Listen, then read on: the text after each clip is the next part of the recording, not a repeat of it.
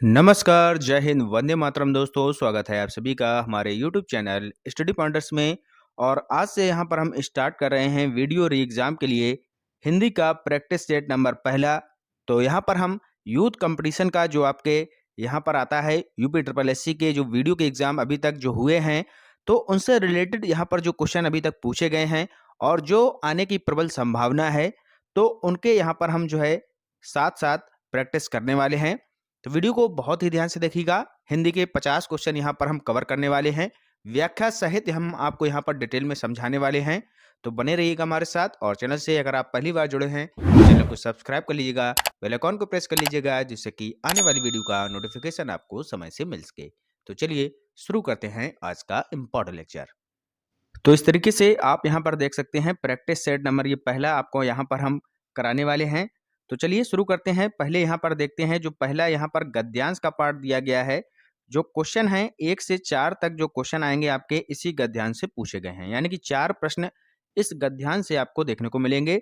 तो सबसे पहले इस गद्यांश को बहुत ही ध्यान से हमें पढ़ना होगा, ठीक है, और उसके बाद हमें आंसर देना होगा। तो गद्यांश क्या कह रहा है, चलिए पढ़ लेते हैं। आज विश्व भर में बेकारी ने विकराल रूप धारण कर रखा है। यह समस्या भारत को भी घुन की तरह खाई जा रही है, ठीक है। बेकारी का जो वास्तविक अर्थ है आजीविका कमाने में या तो असमर्थ होना या बना दिया जाना, ठीक है। इस समस्या का एकमात्र कारण आज की शिक्षा प्रणाली है, ठीक है। इसका जो कारण है वो आज की शिक्षा प्रणाली है, जो केवल अंग्रेजी शिक्षा पर बल देती है। यह केवल पुस्तकीय ज्ञान देती है, व्यवहारिक ज्ञान का इसमें सर्वथा अभाव है, यानी कि व्यवहारिक ज्ञान जो है नहीं देती है, ये यहाँ पर इसका कहना है, ठीक है। आगे चलते हैं, आगे देखते हैं और क्या दिया गया है। तो व्यवहारिक ज्ञान यहाँ पर नहीं देती है, अभाव है। इसके आगे दिया है कि आज देश भर में 2 तरह की बेकारी है, ठीक है। शिक्षितों में बेकारी और अशिक्षितों में बेकारी। शिक्षित वर्ग केवल कार्यालय में बैठकर कलम चलाने में ही विश्वास रखता है और वह छोटा काम नहीं करना चाहता। आगे लिखा है कि अशिक्षित वर्ग काम की तलाश में शहर आता है और काम ना मिलने पर बेकार रहता है, ठीक है। तो अगर अशिक्षित वर्ग की बात करें तो ये जो है शहरों में काम ढूंढने जाता है और काम अगर नहीं मिलता है तो वो वापस आ जाता है और बेकार हो जाता है, ठीक है। यही यहाँ पर लिखा है। इस समस्या का जो हल है वो केवल यही है कि शिक्षित वर्ग के लिए शिक्षा प्रणाली में संशोधन किया जाए और अशिक्षित वर्ग गांव में ही रहकर खेती बाड़ी का काम देखे, ठीक है। तो ये यहाँ पर पूरा यहाँ पर गद्यांश दिया गया है। तो इस तरीके से आपने पूरा गद्यांश यहाँ पर कंप्लीट कर लिया है। अब क्वेश्चन करते हैं। पहला क्वेश्चन है कि कौन सी समस्या भारत को घुन की तरह खाई जा रही है।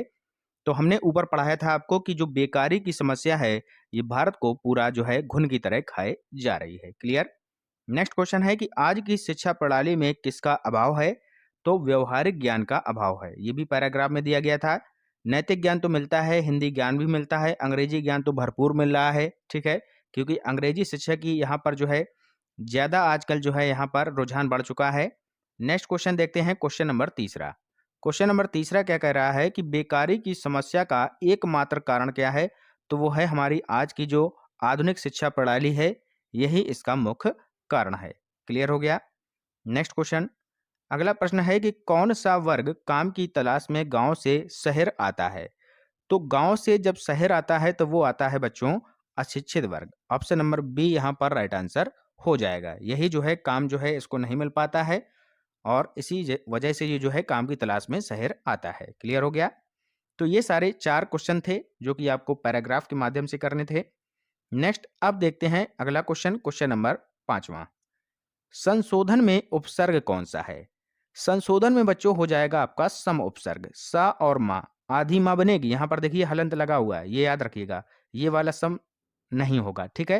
तो ये नहीं होगा, सन होगा नहीं, सर होगा नहीं, सम हो जाएगा। ये आपका राइट आंसर हो जाएगा।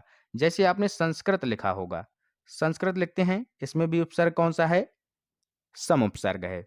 जैसे हम संस्कार लिख दें, मान लो इस तरीके से संस्कार लिख दिया, सॉरी इस तरीके से नहीं, हाँ संस्कार, इस तरीके से संस्कार लिख दिया, ये इसमें भी क्या है, सम उपसर्ग है। जैसे हमने संगम लिखा, इसमें भी क्या है बच्चों, सम उपसर्ग है। समझ में आ रहा है। नेक्स्ट क्वेश्चन देखते हैं, क्वेश्चन नंबर 6वां। क्या दिया है, तोता डाली पर बैठा है, इस वाक्य में कौन सा कारक है। तो डाली पर बैठा है, पर यहाँ पर आ रहा है में, और पर जहां पर दिख जाए आपको क्या होता है, हमने आपको पढ़ाया था अधिकरण कारक। ऑप्शन नंबर सी आपका राइट आंसर हो जाएगा। बहुत ही सिंपल क्वेश्चन है। चलते हैं आगे, नेक्स्ट क्वेश्चन देखते हैं, क्वेश्चन नंबर 7वां। तो क्वेश्चन नंबर 7वां आपके सामने यहाँ पर आ चुका है। बताइएगा, निम्नलिखित में से स्त्रीलिंग शब्द को आपको चुनना है। स्त्रीलिंग शब्द इसमें से कौन है? धुआं है, संध्या है, भत्ता है, या फिर धावा है। तो स्त्रीलिंग इसमें क्या हो जाएगा? संध्या। ऑप्शन नंबर बी यहाँ पर आपका राइट आंसर हो जाएगा। संध्या आपका सही उत्तर हो जाएगा।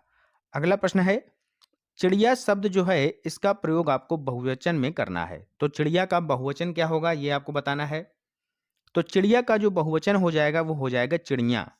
ऑप्शन नंबर ए, या में जो है चंद बिंदी आपकी रख जाएगी, यही हमारा राइट आंसर हो जाएगा। बहुत ही सिंपल है, सभी को आ गया होगा।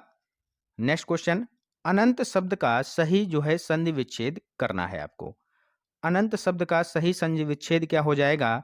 तो इसमें क्या हो जाएगा बच्चों? अनंत में ये हो जाएगा अन प्लस अंत। आधा ना बनेगा, यानी कि ये आ जाएगा आधा ना, और यहाँ पर पूरा आ जाएगा। ठीक है, तो ये हो जाएगा व्यंजन संधि का उदाहरण। ठीक है, कौन सी संधि हो जाएगी? व्यंजन संधि। अन प्लस अंत बराबर बन जाएगा आपका अनंत। क्लियर। चलते हैं आगे, नेक्स्ट क्वेश्चन, दुष्प्रकृति। दुष्प्रकृति शब्द जो है इसका संधि विच्छेद आपको बताना है। क्वेश्चन नंबर 10 का आंसर करिएगा सभी लोग। तो दुष्प्रकृति का जो संधि विच्छेद हो जाएगा वो हो जाएगा दुहधन प्रकृति, यानी कि विसर्ग संधि यहाँ पर आपका राइट आंसर हो जाएगा। दुहधन प्रकृति ये हो जाएगा आपका दुष्प्रकृति। क्लियर। आगे चलते हैं, नेक्स्ट क्वेश्चन, नीलगाय में आपको बताना है कि समास कौन सा है। नीलगाय में समास कौन सा है? तो सभी को पता होगा, इसमें जो है कर्मधारय समास होता है। ठीक है, नीलगाय में कौन सा समास हो जाएगा? ये हो जाएगा कर्मधारय समास। जैसे कि चरण कमल, ठीक है, चरण के समान जो है कमल है। ठीक है, सॉरी, कमल के समान यहाँ पर चरण है। तो जैसे कि आपका चरण कमल होता है, ये भी कर्मधारय समास का उदाहरण है।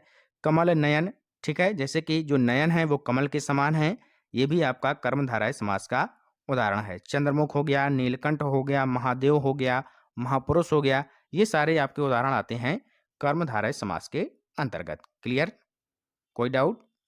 चलते हैं आगे, नेक्स्ट क्वेश्चन देखते हैं, त्रिभुज शब्द में कौन सा समास है? बहुत ही सिंपल क्वेश्चन है। क्वेश्चन नंबर 12, त्रिभुज शब्द में कौन सा समास है? तो ये हो जाएगा द्विगु समास। पहला पद जो है संख्यावाची है, इसलिए यहां पर द्विगु समास हो जाएगा।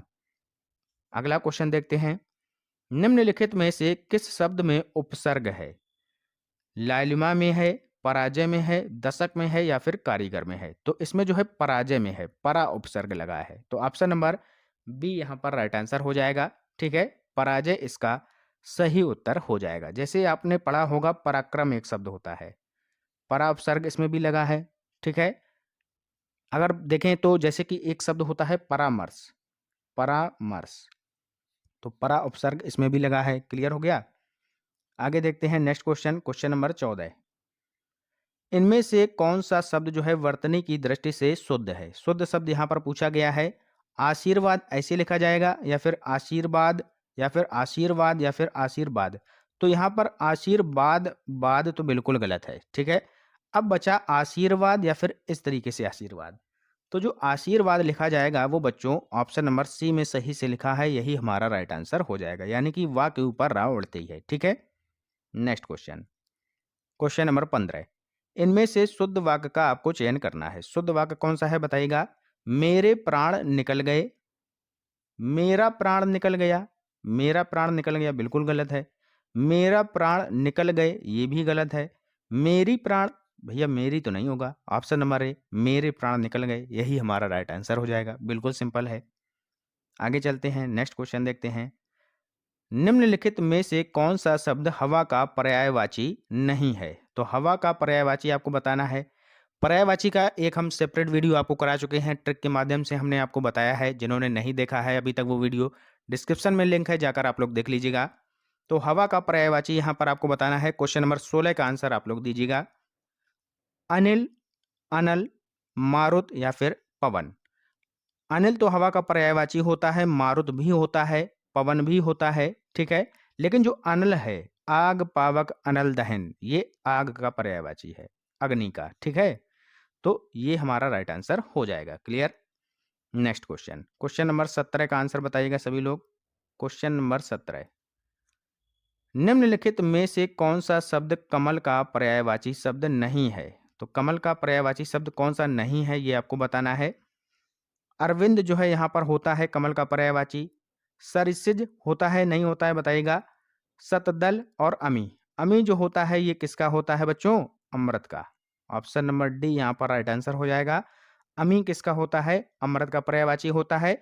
बाकी कमल के पर्यायवाची में आपके और कौन से आते हैं, जैसे कि पंकज हमने आपको बताया था, ठीक है। सरसिज यहाँ पर दिया हुआ है, ठीक है। इसके बाद बताया था आपको नीरज होता है, जहां पर जा मिल जाए तो यज होता है, ठीक है। तो जा मिल जाए वहां पर आंख मीच के आप लोग कमल का लगा दीजिएगा, ठीक है। नेक्स्ट क्वेश्चन देखते हैं, अनभिज्ञ शब्द का विलोम क्या होगा? अनभिज्ञ शब्द का विलोम बहुत पूछा जाता है, क्वेश्चन इंपॉर्टेंट है आपके लिए। अनभिज्ञ का क्या हो जाएगा? अभिज्ञ। ऑप्शन नंबर सी हमारा यहाँ पर राइट आंसर हो जाएगा। अनभिज्ञ का अभिज्ञ यहाँ पर राइट आंसर हो जाएगा। क्लियर। चलते हैं आगे, नेक्स्ट क्वेश्चन देखते हैं। क्वेश्चन नंबर 19 आपके सामने आ चुका है। समष्टि का विलोमार्थी शब्द कौन सा है? समष्टि का विलोमार्थी शब्द क्या हो जाएगा? ये हो जाएगा व्यष्टि। ऑप्शन नंबर बी यहाँ पर राइट आंसर हो जाएगा। अपुष्टि किसका होता है? पुष्टि का होता है। विशिष्ट किसका होता है जरा बताइएगा। विशिष्ट किसका होता है? साधारण का विशिष्ट होता है। अशिष्ट का क्या हो जाएगा? शिष्ट हो जाएगा। बहुत ही सिंपल है। तो यहाँ पर पूछा गया है समष्टि का, इसका हो जाएगा व्यष्टि। ठीक है, क्लियर हो गया। नेक्स्ट क्वेश्चन, अगला क्वेश्चन है आपके सामने, क्वेश्चन नंबर 20, जो पहले कभी ना हुआ हो वाक्यांश के लिए प्रयुक्त शब्द जो है आपको बताना है। एक शब्द क्या होगा? अपूर्व होगा, अभूतपूर्व होगा, अद्वितीय होगा, या इनमें से कोई नहीं। तो इसका जो राइट आंसर हो जाएगा बच्चों वो हो जाएगा अभूतपूर्व। ऑप्शन नंबर बी हमारा यहाँ पर राइट आंसर हो जाएगा। क्वेश्चन नंबर 20 का ऑप्शन नंबर बी जो है यहाँ पर सही उत्तर हो जाएगा। क्लियर हो गया। और जो यहाँ पर अद्वितीय लिखा है ये क्या होता है? जिसके समान कोई दूसरा ना हो उसे हम बोलते हैं अद्वितीय। ठीक है, क्लियर हो गया। चलते हैं आगे, नेक्स्ट देखते हैं अगला प्रश्न, जिसमें जानने की इच्छा हो। बहुत ही सिंपल क्वेश्चन है, सभी लोग बताइएगा, गलत नहीं करना है। जिसमें जानने की इच्छा हो, इसके लिए एक शब्द क्या होगा? जिज्ञासु हो जाएगा। ठीक है, जिसको हराया ना जा सके अजेय हो जाएगा। जिसने इंद्रियों को जीत लिया हो, अपने वश में कर लिया हो, जितेंद्रिय हो जाएगा। जलचर क्या होता है? यानी कि जो पानी में रहने वाले को जलचर बोलते हैं। क्लियर। नेक्स्ट क्वेश्चन, अगला क्वेश्चन बताइएगा सभी लोग, घड़ी में तोला घड़ी में मासा का अर्थ क्या है? घड़ी में तोला घड़ी में मासा का अर्थ क्या है बताइएगा। बहुत ही नाजुक मिजाज, डंडी मारने में कुशल व्यापारी, ऐसा व्यापार जिसमें एक पल मुनाफा हो दूसरे कहीं नुकसान, जरा सी बात पर खुश और जरा सी बात पर ही नाराज होना, यही हमारा राइट आंसर हो जाएगा। ठीक है, घड़ी में तोला और घड़ी में मासा का अर्थ हो जाएगा जरा सी बात पर खुश और नाराज होना। क्लियर हो गया। नेक्स्ट क्वेश्चन, चैन की बंसी बजाना। बहुत ही अच्छा क्वेश्चन है। चैन की बंसी बजाना का अर्थ क्या हो जाएगा बताना है आपको। इसका राइट आंसर क्या हो जाएगा? मौज करना। बहुत ही सिंपल है। तो आप लोगों को अब चैन की बंसी नहीं बजाना है क्योंकि पेपर आपका बहुत ही नज़दीक आता जा रहा है। पढ़ाई पर ध्यान दीजिएगा, चैन की बंसी मत बजाइएगा। ठीक है, बोला जाता है ऐसा। तो मौज करना इसका राइट आंसर हो जाएगा। Next question, question number 24, Hindi की विशिष्ट बोली ब्रजभाषा किस रूप में सबसे अधिक प्रसिद्ध है? बहुत ही अच्छा क्वेश्चन है, बताइएगा। राजभाषा के रूप में प्रसिद्ध है, तकनीकी भाषा, राष्ट्रभाषा, काव्य भाषा। तो ये हो जाएगी काव्य भाषा के रूप में फेमस है। ऑप्शन नंबर डी यहाँ पर राइट आंसर हो जाएगा। क्लियर। नेक्स्ट क्वेश्चन आपके सामने आ चुका है, सबसे पहले आत्मकथा हिंदी में किसने लिखी? बहुत ही इंपॉर्टेंट क्वेश्चन। सबसे पहले जो आत्मकथा है वो हिंदी में किसने लिखी थी? तो ये लिखी थी श्याम सुंदर दास जी ने। और इनकी जो आत्मकथा थी उसका नाम आप लोग बताइएगा क्या थी? मेरी आत्मकथा, सॉरी मेरी आत्मकहानी। क्या थी? मेरी आत्म कहानी, ये थी इनकी जो है आत्मकथा। ठीक है, हिंदी में। चलते हैं आगे, नेक्स्ट देखते हैं अगला क्वेश्चन, छा वर्ण जो है ये किसके योग से बनता है? छा वर्ण किसके अंतर्गत आता है? संयुक्त के अंतर्गत। ठीक है, तो का, आधा का और खटकोण वाली सा से बनता है ये छा। ठीक है, आधा का यानी कि का में हलंत होगा, ये जरूर याद रखिएगा।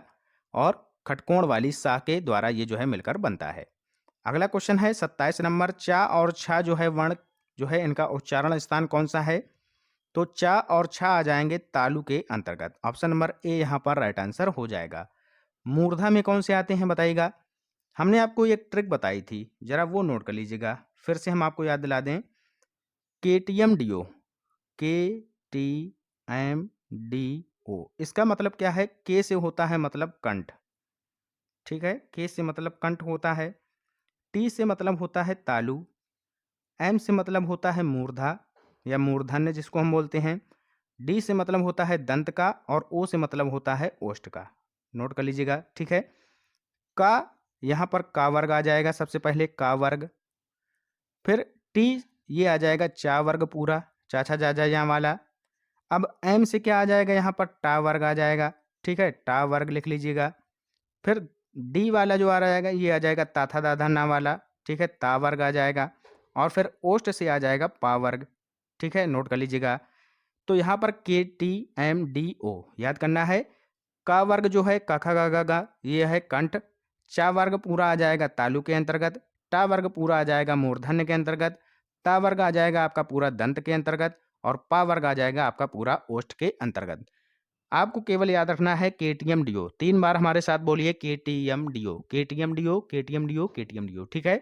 के से कंठ, टी से तालु, एम से मूर्धा, डी से दंत, ओ से ओष्ठ। क्लियर हो गया? याद कर लीजिएगा, ठीक है, 2 से 3 बार देखिएगा, याद हो जाएगा बहुत ही अच्छे से। नेक्स्ट क्वेश्चन, जुगुप्सा का स्थायी भाव किस रस से संबंधित है? जुगुप्सा का स्थायी भाव किस रस से संबंधित है? करुण रस, रौद्र रस, विभत्स रस या फिर अद्भुत रस? तो जुगुप्सा का जो स्थायी भाव है वो हो जाएगा विभत्स रस। ऑप्शन नंबर सी इसका राइट आंसर हो जाएगा। क्लियर हो चुका है, ठीक है। चलते हैं आगे, नेक्स्ट क्वेश्चन देखते हैं। अगला क्वेश्चन है क्वेश्चन नंबर 29। प्रश्न में प्रयुक्त रस के लिए सही विकल्प चुनिए। हे खग मृग, हे मधुकर श्रेणी, तुम देखी सीता मृगनयनी। यहाँ पर जो है भगवान श्री राम ये बोल रहे हैं, और यहाँ पर जो रस निकल कर आ रहा है वो निकल कर आ रहा है वियोग श्रृंगार रस। सीता के वियोग में यहाँ पर वो बोल रहे हैं, खग से बात कर रहे हैं, और जो है वृक्षों से पूछ रहे हैं कि हे खग मृग मधुकर श्रेणी, क्या तुमने मेरी सीता जी को देखा है? तो यहाँ पर हो जाएगा वियोग श्रृंगार रस। क्लियर हो गया? चलते हैं आगे, नेक्स्ट क्वेश्चन देखते हैं। क्वेश्चन नंबर 30 आपके सामने क्या दिया गया है? पथ भ्रष्ट में समास आपको पहचानना है। क्वेश्चन नंबर 30, पथ भ्रष्ट में समास कौन सा है? तो इसमें हो जाएगा पथ से भ्रष्ट, पथ से भ्रष्ट यानी कि तत्पुरुष समास। ऑप्शन नंबर सी यहाँ पर आपका राइट आंसर हो जाएगा। कामायनी महाकाव्य के रचयिता कौन है? बहुत ही इंपॉर्टेंट है। कामायनी महाकाव्य के रचयिता कौन है?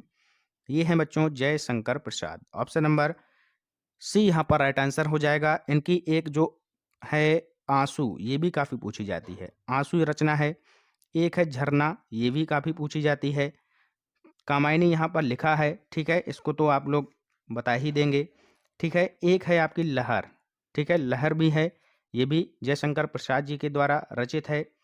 कानन कुसुम है, ये भी इन्हीं की है। प्रेम पथिक, ये भी याद रखना है, ठीक है। तो ये सारी जो महाकाव्य हैं, ये कामायनी जो महाकाव्य है ये किसका है? जयशंकर प्रसाद जी का। आगे चलते हैं, नेक्स्ट क्वेश्चन देखते हैं। अगला क्वेश्चन आपके सामने है क्वेश्चन नंबर 32। बताइएगा सभी लोग क्या हो जाएगा?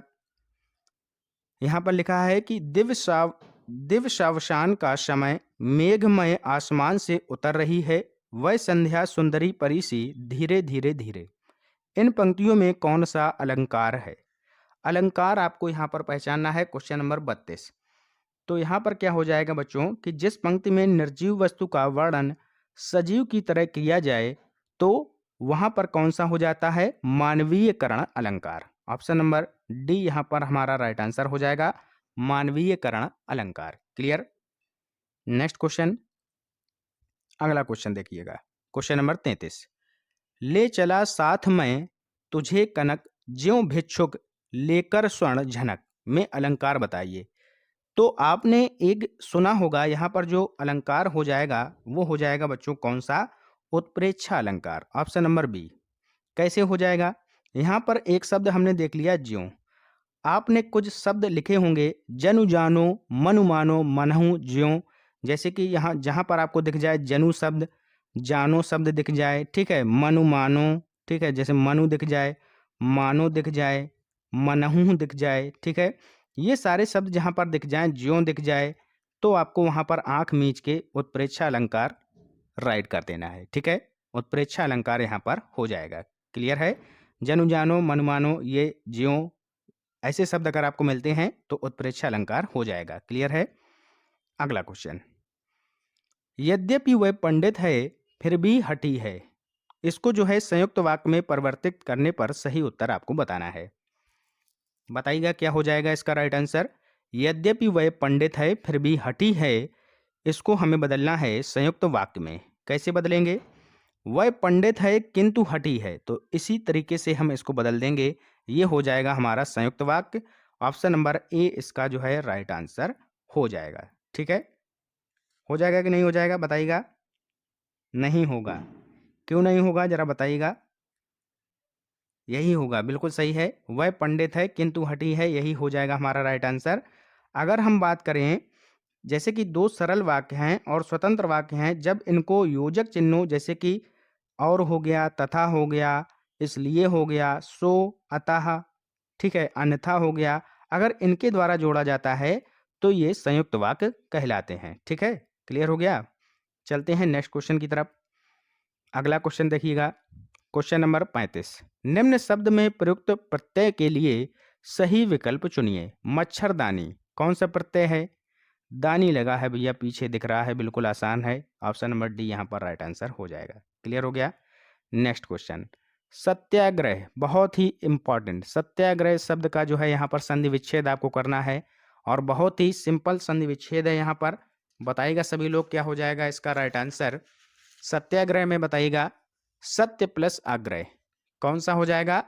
ये हो जाएगी आपकी दीर्घ संधि, यानी कि सत्य प्लस आग्रह। ऑप्शन नंबर डी यहाँ पर दीर्घ स्वर संधि का ये उदाहरण है। Right answer option number D हो जाएगा। क्लियर। नेक्स्ट क्वेश्चन है, तिलक किस प्रकार का शब्द है? बताना है कि तिलक जो है ये किस प्रकार का शब्द है।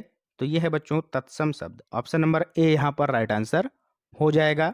ठीक है, तत्सम इसका राइट आंसर हो जाएगा। क्वेश्चन नंबर 37 का आंसर हो जाएगा ऑप्शन नंबर ए। क्लियर। चलते हैं आगे नेक्स्ट क्वेश्चन, फूल का तत्सम बताना है आपको। सभी को पता होगा पुष्प होता है, बहुत ही सिंपल है। क्लियर हो गया। नेक्स्ट क्वेश्चन है, उचित शब्द चुनकर रिक्त स्थान की पूर्ति कीजिए। आगे देखते हैं, सेंटेंस पढ़िएगा। अंतर्राष्ट्रीय हिंदी कवि सम्मेलन का स्वयं में बड़ा काम है। तो हिंदी कवि सम्मेलन का आयोजन स्वयं में सबसे बड़ा काम है। तो आयोजन यहाँ पर खाली स्थान की जगह भर दिया जाएगा। ठीक है, तो सेंटेंस आपका बन जाएगा कि अंतर्राष्ट्रीय हिंदी कवि सम्मेलन का आयोजन स्वयं में बड़ा काम है। तो इसलिए राइट आंसर हो जाएगा हमारा आयोजन। क्लियर। चलते हैं आगे नेक्स्ट क्वेश्चन देखते हैं, क्वेश्चन नंबर 40। क्वेश्चन नंबर 40 क्या कह रहा है बताइएगा। कोई आ रहा है, वाक्य में जो कोई शब्द है वो किस प्रकार का सर्वनाम है? तो कोई आ रहा है, क्या आपको पता है कि कोई आ रहा है?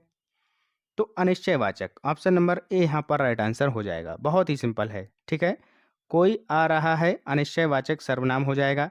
क्लियर। नेक्स्ट क्वेश्चन है कि प्राचीन शब्द विशेषण के किस प्रकार में आता है? बताइएगा सभी लोग, प्राचीन जो शब्द है वो विशेषण के किस प्रकार में आता है? तो ये आता है गुणवाचक के रूप में। क्लियर। ऑप्शन नंबर डी यहाँ पर राइट आंसर हो जाएगा। 42 और 43 नंबर यहाँ पर दिया गया है, अच्छे क्वेश्चन हैं।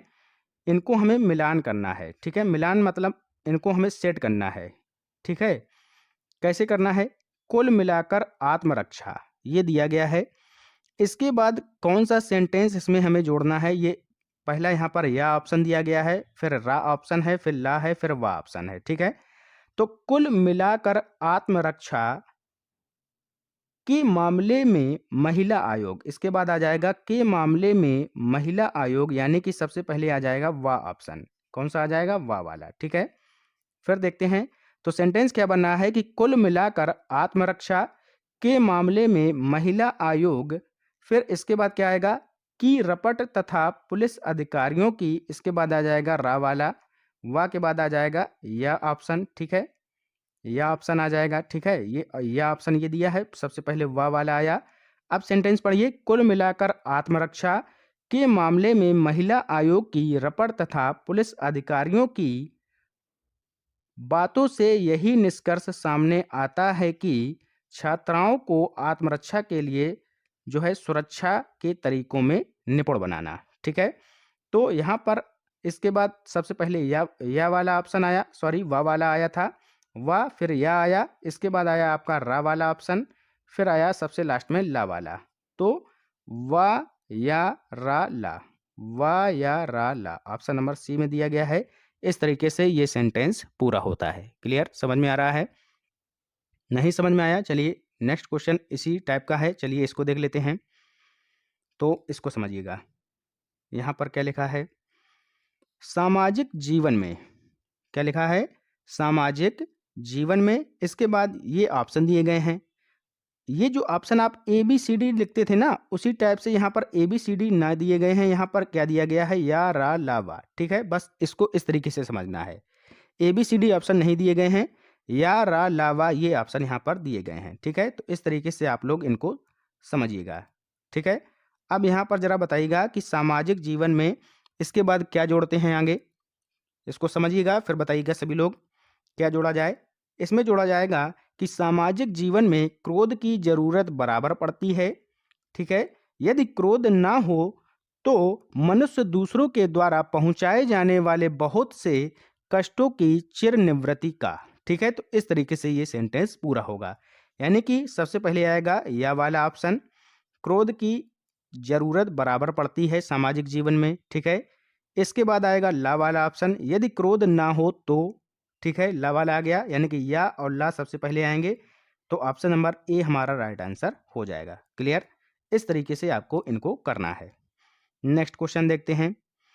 अगला क्वेश्चन यहाँ पर दिया गया है, बहुत ही अच्छा क्वेश्चन था ऊपर वाला, 42 और 43 नंबर। भावयुक्त शुद्ध अनुवाद कीजिए। I was overjoyed, I was overjoyed का हिंदी में अर्थ आपको बताना है। तो आई वॉज ओवरजॉयड का जो है मुहावरा जो है, एक ये फ्रेज है, इसका हिंदी अर्थ क्या हो जाएगा कि मेरा दिल बाग बाग हो गया। ऑप्शन नंबर सी यहाँ पर राइट आंसर हो जाएगा। आई वॉज ओवरजॉयड, मैं बहुत ही खुश था, ओवरजॉयड था, तो मेरा दिल बाग बाग हो गया। क्लियर, नेक्स्ट क्वेश्चन देखते हैं। ईश्वर तुम्हें दीर्घायु दे, क्वेश्चन नंबर 45, ईश्वर तुम्हें दीर्घायु दे अर्थ के आधार पर वाक्य का भेद यहाँ पर आपको बताना है। तो ईश्वर तुम्हें दीर्घायु दे, आपकी माता जी जो हैं आपसे अगर बोलें कि ईश्वर तुम्हें दीर्घायु दे, तो उनका क्या मतलब हो जाएगा वाक्य का, इच्छावाचक, कि उनकी इच्छा है कि हमें जो है अपने बच्चों को वो कह रही हैं कि ईश्वर तुम्हें दीर्घायु दे, यानी कि इच्छावाचक, यहाँ पर इच्छा प्रकट हो रही है। ऑप्शन नंबर सी यहाँ पर राइट आंसर हो जाएगा। ठीक है, समझ में आ गया। नेक्स्ट क्वेश्चन यहाँ पर क्या लिखा है कि अगला क्वेश्चन है क्वेश्चन नंबर 46, बहुत ही ध्यान से पढ़िएगा। एक दोहा दिया गया है, बहुत ही अच्छा दोहा है। तो पर बारों उर्वशी सुन राधिके सुजान, और तू मोहन की उर्वशी कहे हुए हैं उर्वशी समान। ठीक है, तो ये जो दोहा है इसमें कौन सा अलंकार है बच्चों? अब यहाँ पर जरा गौर फरमाइएगा कि उर्वशी जो शब्द है 3 बार यहाँ पर रिपीट हुआ है, लेकिन इसके अर्थ जो हैं वो अलग अलग हैं, यानी कि यहाँ पर हो जाएगा यमक अलंकार। क्या हो जाएगा? यमक अलंकार हो जाएगा। कैसे हो जाएगा? जो पहला उर्वशी है, तो पर बारों उर्वशी, पहला जो उर्वशी आ रहा है इसका अर्थ है यहाँ पर अप्सरा, अप्सरा इसका अर्थ है। ठीक है, और जो दूसरा उर्वशी आ रहा है शब्द, इसका है अर्थ की हृदय में बसी। ठीक है, हृदय में जो बसी हुई है, ये हो रहा है दूसरे उर्वशी का अर्थ। फिर जो तीसरा उर्वशी आ रहा है इसका अर्थ क्या हो जाएगा? इसका अर्थ हो जाएगा कंठाहार, यानी कि माला एक तरीके से। ठीक है, तो तीनों के अलग अलग अर्थ हो गए। इसका राइट आंसर हो जाएगा आपका यमक अलंकार। ऑप्शन में देखिएगा यहाँ पर क्या दिया गया है, तो इसके ऑप्शन ये दिए गए हैं, अनुप्रास दिया गया है, वक्रोक्ति दिया गया है, श्लेष यमक ये दिया गया है। Option number A right answer हो जाएगा। ठीक है, नेक्स्ट क्वेश्चन, अच्छे क्वेश्चन है ये। ठीक है, जेहि सुमिरत सिद्धि होई, और गणनायक करिवर बदन, करहूँ अनुग्रह सोई, और बुद्धि राशि शुभ गण सुदन। उपर्युक्त पंक्तियों में छंद पूछा गया है। ये जो पंक्तियां हैं इनमें से छंद कौन सा है? अगर आपको मात्राएँ गिनना आता है तो आप लोग आसानी से कर ले जाएँगे, नहीं तो नहीं कर पाएँगे, ठीक है? दोहा में क्या होता है बच्चों कि पहले और तीसरे चरण में 13-13 मात्राएँ होती हैं और दूसरे और चौथे चरण में 11-11 मात्राएँ होती हैं। और जस्ट इसका जो अपोजिट होता है, वो होता है बच्चों सोरठा, तो यही हमारा राइट आंसर हो जाएगा। यानी कि यहाँ पर जो पहली और तीसरी लाइन दी गई है, इसमें यहाँ पर 11-11 मात्राएँ हैं और दूसरे और चौथे चरण में 13-13 मात्राएँ हैं, तो इसलिए सोरठा इसका राइट आंसर हो जाएगा, ठीक है? चलते हैं आगे नेक्स्ट क्वेश्चन 48 नंबर। निम्न में कौन मात्रिक छंद है? कौन मात्रिक छंद है? दोहा है, चौपाई है, रोला है या फिर ये सभी हैं? बहुत ही अच्छा क्वेश्चन है। तो बात करें अगर दोहा, चौपाई, रोला की, तो ये जो है सभी मात्रिक छंद हैं, ठीक है? समझ में आ गया इतना? अगर हम बात करते हैं दोहा की, इसमें कुल 4 चरण होते हैं। हमने आपको बताया पहले और तीसरे चरण में यहाँ पर 13-13 मात्राएँ होती हैं। क्लियर हो गया? दूसरे और चौथे चरण में 11-11 मात्राएँ होती हैं। क्लियर? इतनी बात क्लियर है सभी को? ठीक है? अगर बात करें यहाँ पर सोरठा की, तो जस्ट इसका उल्टा हो जाएगा। अब बात करते हैं रोला की, ठीक है? रोला यहाँ पर दिया गया है ना, तो रोला की अगर बात करें, तो ये जो है सममात्रिक छंद होता है। प्रत्येक विषम चरणों में यहाँ पर जो है 11-11 मात्राएँ होती हैं और सम चरणों में यहाँ पर 13-13 मात्राएँ होती हैं। क्लियर? ठीक है? इसके बाद चौपाई की अगर बात करें, चौपाई में क्या होता है? सममात्रिक, इसमें जो है 4 चरण होते हैं और प्रत्येक चरण में 16-16 मात्राएँ होती हैं। क्लियर? कुंडलियाँ कैसे बनती हैं? कुंडलियाँ कैसे बनती हैं आपको पता है? जब 2 दोहों के बीच में एक रोला मिला दिया जाए, और कुंडलियों में एक खास बात और होती है कि इसकी जो जिस शब्द से इसकी शुरुआत होती है, उसी शब्द से इसका जो है समापन भी होता है। ये कुंडलियों की खास बात होती है। तो यहाँ पर क्वेश्चन क्या था? ये आप लोग देख लीजिएगा। निम्न में कौन मात्रिक छंद है? तो दोहा भी है, चौपाई भी है, रोला भी है, ये सभी इसका राइट आंसर हो जाएगा। क्लियर है? चलते हैं आगे। नेक्स्ट क्वेश्चन है क्वेश्चन नंबर 49। नीचे भाषा की 4 विशेषताएं दी गई हैं। इनमें से जो एक गलत विशेषता है उसे आपको चुनना है। भाषा परिवर्तनशील होती है, बिल्कुल सही है। भाषा पैतृक संपत्ति होती है। अरे भैया, पैतृक संपत्ति कहाँ से होगी? पैतृक संपत्ति तो आपकी है। आपके जो माता पिता हैं, उनकी जो संपत्ति है उस पर आपका हक है, ये होती है पैतृक संपत्ति। भाषा जो है ये एक सामाजिक संपत्ति होती है, ठीक है? ये भी सही है। भाषा अनुकरण द्वारा सीखी जाती है, ये भी सही है। लेकिन कौन सही नहीं है ये पूछा गया है। भाषा पैतृक संपत्ति नहीं होती है, यहाँ पर लिखा है होती है, ठीक है? क्लियर हो गया? आगे चलते हैं। क्वेश्चन नंबर यहाँ पर 50 देखते हैं। इनमें से कौन भक्तकालीन कवि नहीं है? भक्तकालीन कवि नहीं है, ये आपको पहचानना है। सूरदास तो हैं, तुलसीदास भी हैं, कबीरदास भी हैं। अब यहाँ पर बात करते हैं, बिहारी जो हैं वो नहीं है। बिहारी जी की एक जो यहाँ पर रचना है, बिहारी सतसई। बिहारी सतसई बहुत ही फेमस रचना है, पूछी जाती है, आप लोग याद रखिएगा, ठीक है? ये इनकी जो है रचना है और ये जो है रीत काल से संबंधित हैं, ये भी आप लोग याद रखिएगा। अगर बात करें सूरदास की, तो सभी को पता होगा, सूरसागर इनकी रचना है। तुलसीदास की विनय पत्रिका हो गई, रामचरितमानस हो गई, सभी को पता होगा। कबीरदास की बात करें तो बीजक, साखी शबद, ठीक है? ये सभी रचनाएं कबीरदास की हैं, ठीक है? तो यहाँ पर पूछा गया है भक्तकालीन कवि कौन नहीं है, तो वो हैं आपके बिहारी सतसई, ठीक है? तो इस तरीके से हमारे 50 क्वेश्चन कंप्लीट होते हैं और आशा करते हैं कि वीडियो आपको अच्छा लगा होगा। और अगर अच्छा लगा है वास्तविक रूप में, तो लाइक करके जरूर जाइएगा। चैनल से अभी अगर नए जुड़े हैं तो चैनल को सब्सक्राइब कर लीजिएगा। मिलते हैं नेक्स्ट प्रैक्टिस सेट के साथ, तब तक के लिए goodbye, have a nice day. जय हिंद, जय भारत।